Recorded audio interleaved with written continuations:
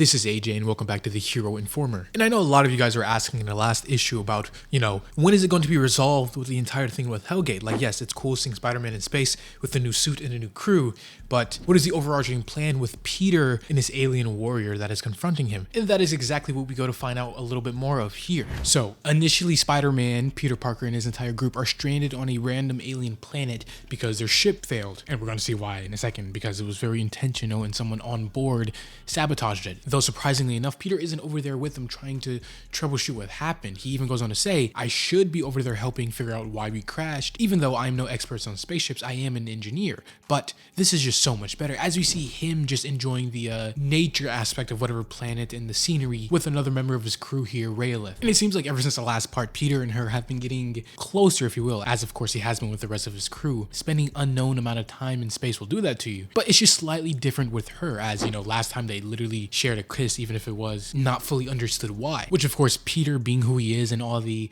other relationships he has had, good or bad, throughout the years of Spider-Man stories, he decides and tries to set this straight about what even is happening between them. As he goes on to say, I like you a lot, but we barely know one another. And I think we're both in a very fragile place right now. I know at least I am. So I just want to make sure I don't mess with your emotions. Though before Peter can even fully finish saying his thought, he's just interrupted by her laughing. Of course, her going on to say that she's not in love with Peter in any sense of the word, but everything that's going on between them, if you will, if you want to say it like that, is more so the fact about her people, and her culture, where she's from emotions and vulnerability or liabilities. Yet Peter here, he doesn't judge her for these unexplored ability to feel and express without fear, which surprisingly Peter himself doesn't even mind. Him noting how love and everything like that can get complicated. So just having this sort of thing where it's not as complicated but pretty easily explained is a blessing in disguise for him. And honestly, I think this kind of not just jumping head on into her being Peter's space love interest is kind of good, and it should stay here for where Peter is as a character right now, because he already had the entire thing with Mary Jane and everything with her. And then not even account his little short-lived relationship with Shay. So him just getting now another space love interest isn't the right move, and I'm glad Joe Kelly, the writer here, establishes them as just, friends with maybe a budding relationship, but probably isn't going to get that far. Though just then reality itself just starts to almost crack and shake as a figure emerges. This figure being none other than Nicodemu, who we have seen previously with him literally working with HELLGATE. With this almost ethereal figure going on to tell Peter, Prince of the Still Silk, Nicodemu of the Principal would parlay with you. Parker himself instantly knowing and recognizing that voice, that she was there when he fought HELLGATE, in which her arrival, two very interesting things happened simultaneously. One, because Peter's still wearing the suit and was also mentally connected to Glitch, the other alien that he was bonded to. Glitch can literally feel the fear and disruption within Peter himself, so he eventually leaves to check on that. And secondly, the other important thing, Raelith just instantly drops to her knees. No, not because this Nicodemu person is super powerful and forcing her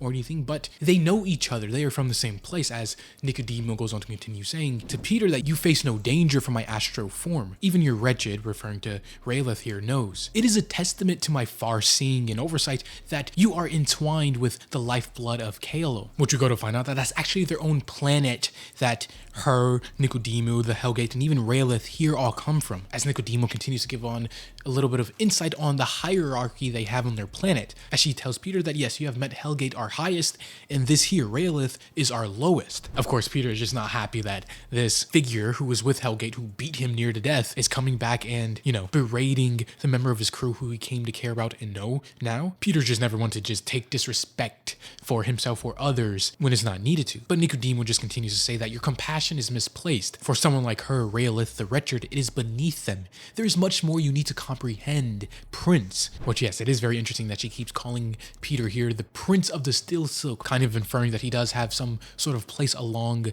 their hierarchy on their planet in whatever alien ways that she is here to solve. As she then just reaches out and infects Peter's mind, shows him a vision, as she continues to say that we hail from the planet Kalo, once powerful, stable, and very prosperous, until the great Undoer, a very powerful person named Avarice, savaged their way of life, and a cataclysm befell the planet Kalo. Though the entire reason why this even relates to Peter in the first place and him here on this space journey is because Nicodemu, who seems to be the head or some very powerful person on the planet, in a vision she had, she saw that Peter would be able to aid their hero, the HELLGATE. So she wound up sending him to Earth, and that's the beginning of everything here. which if I had to put it in Marvel terms, KLO, their planet, is like Asgard, and Nicodemu is like Odin, with the Hellgate, the planet's greatest warrior or hero, is like Thor. And then for whatever reason, she had a vision which included Peter on Earth. Yeah, very interesting stuff. What a wild turn of events to where this story is heading down, and what even the conclusion could be, because maybe Peter is the savior of this great evil that has taken over this planet far into the universe. Though for right now, Peter absolutely does not feel like a savior, because these two conflicting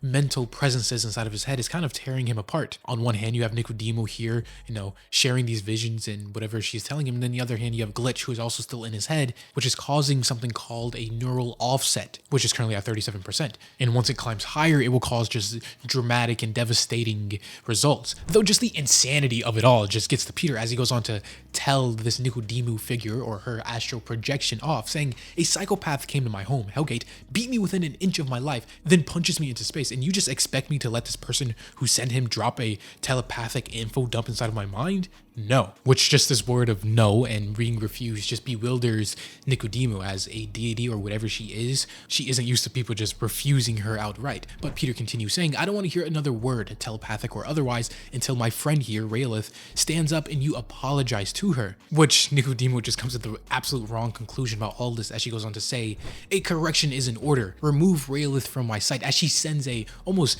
xenomorph looking raptor to attack her, because in her mind, Nicodemu's mind, she believes that Raelith here is kind of distracting Peter from the more important matters that she has with him. So the best course of action is to get rid of her, so Nicodemu and Peter can finally get rid of whatever situation is happening on the planet, forcing Peter to, defend Raelith so she doesn't just get eaten and murdered right where she's kneeling. Of course, which bewilders Peter. Why doesn't she just stand up and at least defend herself?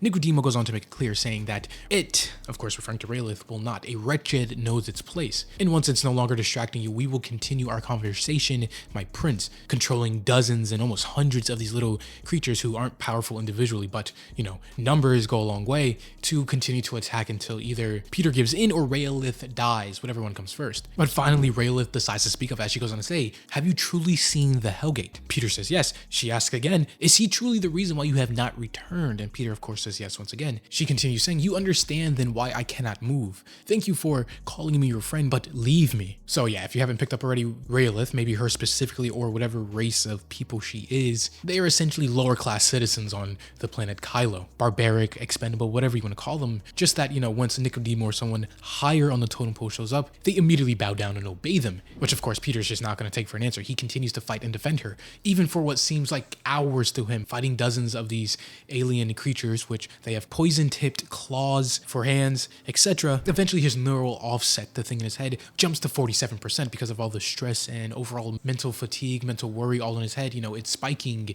the negative effects of the suit. Glitch himself even telling Peter that he needs to calm down. But it just continues to jump up 51%, 55%. Peter, of course, asking, is this whatever this neural offset thing is it bad? In which we find out that yes, once it gets to about 80% or so, their minds will fall out of sync and Glitch will lose all physical integrity. So Glitch will essentially maybe die, if you will, and the blowback will just incapacitate Peter himself, which of course, knowing this now, Peter knows he doesn't have much time, and if Raelith isn't going to get up herself on her own accord, he's going to make her, even if he can't force her. So he decides to tell her a story, one that is not only very personal but kind of sort of retcons a old Marvel story that was never really canon to begin with, but a lot of people think it was, though with Peter explaining it here, it changes the narrative completely. Peter goes on to tell her about a story with a man named Mr. Grasso, who was a friend to Uncle Ben at one point in time, and honestly the story is kind of a little dark, with essentially what happened was Mr. Grasso was a very bad person that nobody truly knew. He was well known inside the community and he abused his position and abused kids. No, nothing ever happened to Peter specifically, but he heard stories. And the worst part in Peter's mind is he never told anyone, which I assume this is referencing here another PSA comic from like the 60s or 70s or whatever, where this exact topic was brought up once more. Though in that case, Peter was actually a victim in it all. It was a big plot point in that PSA issue there,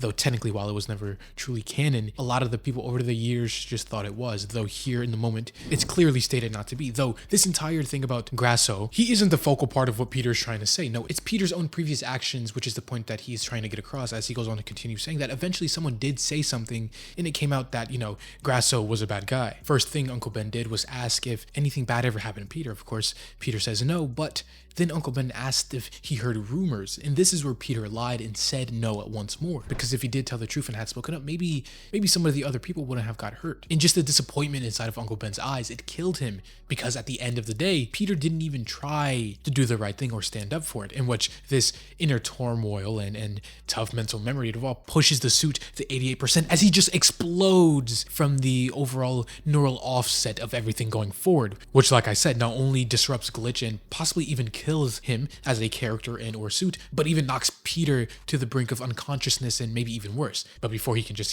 pass out, Peter continues making his final point, saying even though he was just a kid, he never wanted to feel that shame ever again, knowing he could have done something right and stood up, but didn't, which most certainly, for better or for worse, is a story, and maybe the ends justify the means in this particular story he was trying to tell her, as just then Raelith, with just like tears in her eyes for the first time, stands up and fights back, tearing one of these creatures in half with her weapon, and stands up to Nicodemu, the person who is oppressing her and, trying to get her killed, and finally decides to, think and act for herself for the greater good and not just bow down to evil in this case. Which hours later, the team, after fixing the ship and just waiting for Peter and Raelith to come back after doing who knows what for how long, as they're just still in the dark. Eventually they do come back, yes, but in completely horrible states. Raelith, of course, just covered in blood, more so the aliens than hers. Peter's still limping across and very badly hurt, and Glitch here just possibly even dead. Not too entirely sure what losing integrity means for something of his species and whatever he is, but maybe as a technarch he lost the conscious part of him and he's still a very